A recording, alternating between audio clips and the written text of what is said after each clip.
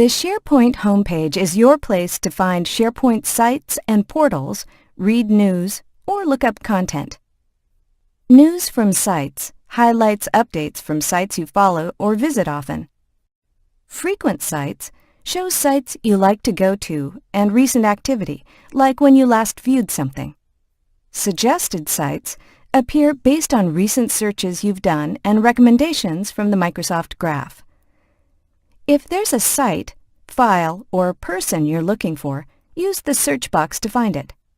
We'll search for a file named Performance Metrics and Graphs, and it appears here. To view a search result, select it, and it'll open in another browser. If there's a Sharepoint site you want to follow, go to where it is. We'll follow the Finance Team site. Select the star next to the site's name. The star becomes solid to show that you're following it, and a link to it will be added under the Following section. This is where you'll see all the sites you follow.